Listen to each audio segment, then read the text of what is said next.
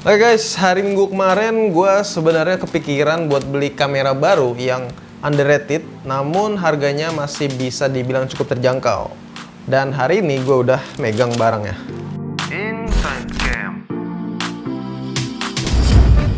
Oke, pas gue kemarin kepikiran buat beli kamera baru, gue langsung aja cabut ke toko Camzone, toko kamera langganan gue, dan disitu gue nanya-nanya sama penjaganya. Ya emang dikasih beberapa pilihan sih sebenarnya, tapi gue langsung pilih yang Lumix GF10 aja. Karena kamera Lumix itu cukup underrated menurut gue. Dan ternyata pas gue coba-coba sebentar di toko Camzone itu, gue bener-bener ngerasa bahwa kamera ini emang bener-bener underrated. Punya kualitas bagus, tapi masih jarang yang tahu ya. Jadi ya begitulah, makanya gue dikasih saran Lumix GF10 ini. Dan kebetulan banget pas gue beli kemarin, atau kalian kalau mau beli sekarang nih, kalian bisa dapat potongan harga atau diskon atau cashback sebesar 500.000 dan juga free baterai. Jadi kalian bisa dapat 2 baterai sekaligus ya. Dari harga semulanya itu 6,999 juta jadi 6,499 juta. Oh iya, dan tentunya ini adalah garansi resmi Panasonic Gobel, jadi nggak usah khawatir. Jadi buat kalian yang masih bingung pengen beli kamera apapun ya, kamera apapun, aksesoris apapun, belinya itu di mana, kalian bisa kunjungin aja toko Camzone. Itu ada e-commerce-nya dan juga ada websitenya, atau toko fisiknya pun ada ya. Ya kalian tinggal kunjungin aja, kalau nggak linknya gue kasih di kolom deskripsi. Oke, lanjut kita bahas kameranya. Menurut gua GF10 ini emang bener-bener underrated ya. Kalau bukan saran dari penjaga toko Camzone tadi, gua nggak bakal mungkin beli kamera ini juga gitu ya. Tapi untungnya gue disaranin kamera kece ini. Nah, setelah gua berkenalan cukup lama dengan kameranya, gue baru tahu deh beberapa keistimewaan dari kameranya tersebut. Ya menurut gue cukup worthy lah dengan apa yang ditawarkan dan juga harga yang ditawarkan. Jadi bisa dibilang kalian nggak akan rugi beli kamera ini gitu ya. Bahas desain kameranya, cukup compact dan bisa dibawa kemanapun karena emang bodinya ini cukup kecil dan juga punya desain yang cukup menarik atau trendy. Cukup tipis dan juga cukup ringan di tangan, apalagi kalau yang make ini cewek ya. Ini nggak terlalu berat dan nggak bikin tangan pegel. Terus juga terdapat beberapa pilihan warna, kayak misalnya ada pink, orange, silver, dan juga hitam yang kayak gue pegang ini. Bagian gripnya ini cukup lengket karena dikasih tonjolan lagi ya kayak gini, jadi nggak rata-rata banget. Jadi pas dipegang ini nggak terlalu licin. Terus bagian atasnya masih terdapat flash internal. Kalau mau ngeluarin flash internalnya, kalian tinggal switch aja tombol yang ini nih. Lalu roda mode switch on off dan 2 tombol penting, kayak misalnya 4K foto dan juga post focus. Keren nih, nanti pasti gue bahas ya. Terus bagian layarnya ini berukuran 3 inci, cukup besar untuk kamera ukuran segini. Udah gitu terdapat fitur touchscreen-nya juga lagi. Dengan resolusi layar 1040 pixel, layarnya juga bisa di flip buat selfie atau vlogging. Bagusnya dia nggak ada kabel yang terlihat ketika kita flip kayak gini, jadi cukup aman dan rapih ya dilihatnya. Di sebelah layarnya juga terdapat beberapa tombol penting lainnya kayak gini. Bagian portnya ini sih masih standar aja ya, karena ya emang kamera di bawah 10 jutaan sih emang wajar kayak gini ya. Portnya ini cuma ada 2, buat HDMI sama USB aja buat ngecas langsung ke kameranya.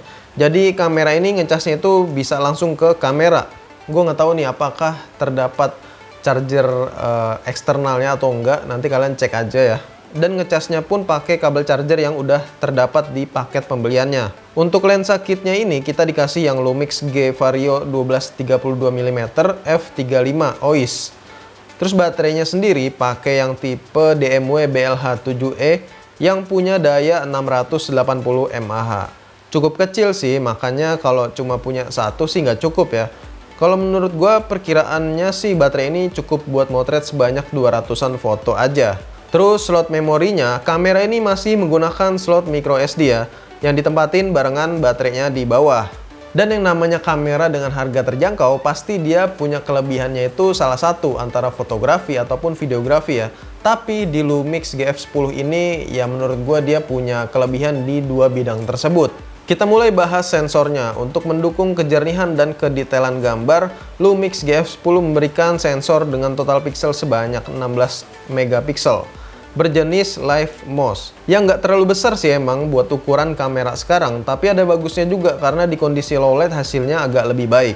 Buat mode burst atau continuous shoot-nya di kamera ini cukup banyak pilihan, mulai dari 5 fps hingga yang paling tertinggi 10 fps. Namun tergantung dari memori yang kalian gunakan juga. Semakin baik memori yang digunakan, maka akan semakin cepat prosesnya. Sedangkan untuk 4K burst-nya bisa sampai hingga 30 fps. Titik autofocus yang bisa dicapai sekitar 49 titik area, dan enaknya ada layar sentuhnya. Salah satunya bisa touch focus, jadi lebih gampang. Di sektor perekaman, kamera ini juga cukup punya kualitas. Untuk perekaman 4K bisa digunakan hingga 30 fps dengan 100 mbps, atau kalau mau pakai di Full HD 1080p bisa sampai 60 fps. Autofocus di sektor videonya juga bisa dibilang cukup cepat sih menurut gua. Format video yang dihasilkan bisa jadi MP4 atau AVC HD. Enaknya di Lumix ini sama kayak di Fujifilm ya, banyak beberapa pilihan efek warna atau filter. Terdapat 22 efek filter yang bisa kalian coba di kamera ini. Bukan main lah banyaknya. Dan menurut gua settingan menu shortcutnya ini agak sedikit sulit ya jika belum terbiasa mengenal logo-logonya. Jadi gua juga butuh waktu penyesuaian kalau pengen makinya secara cepat ya. Lumix GF10 juga cocok banget dipakai buat vlogging, walaupun belum ada hot shoe-nya buat naruh mic eksternal. Mic bawaannya pun udah cukup bagus, udah stereo. Ini adalah Lumix GF10 dan gue menggunakan mikrofon bawaannya langsung ya, tanpa mikrofon tambahan. Ini suaranya udah cukup bagus. Terlihat dari parameternya nih. Dan ini gue ngerekam di Full HD 1080 60 fps. Jadi kalau kalian ngerekamnya di 4K 30 fps itu belum bisa pakai image stabilization-nya.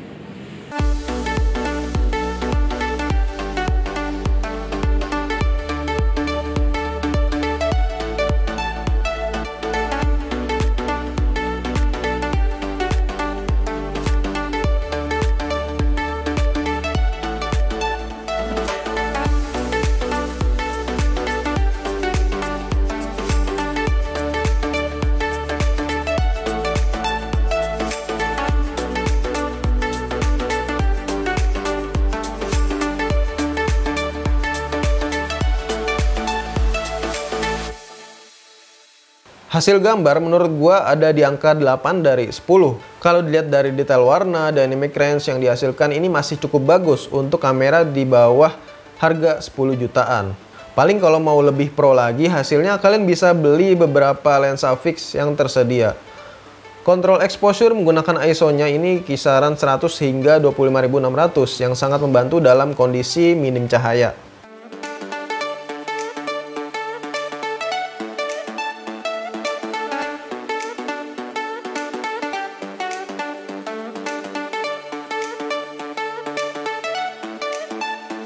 Terus buat para cewek-cewek nih yang suka retouch beauty, di kamera ini juga bisa, bukan di HP doang ya. Mulai dari eyeshadow, lipstick, dan lain sebagainya. Dan kayak yang tadi gue bilang, kalau kamera ini cukup baik di kondisi low light ya, karena adanya fitur night selfie juga sih. Tinggal tekan tombol rananya aja, maka akan otomatis bakal mengambil gambar dengan flash serta tanpa flash. Setelah itu akan digabungkan hasil keduanya. Oke, jadi kesimpulannya menurut gue dari video review ini adalah bahwa Lumix GF10 ini adalah kamera yang bisa jadi pilihan atau alternatif kalian ketika pengen beli kamera compact kayak macam ZV-E10 atau ZV-1 gitu ya, dan budgetnya kurang, ya kalian bisa pilih Lumix GF10 ini. Nah, selain dengan kualitasnya yang cukup baik dari itu foto ataupun videonya, terus juga punya warna yang cukup banyak ya, cukup trendy.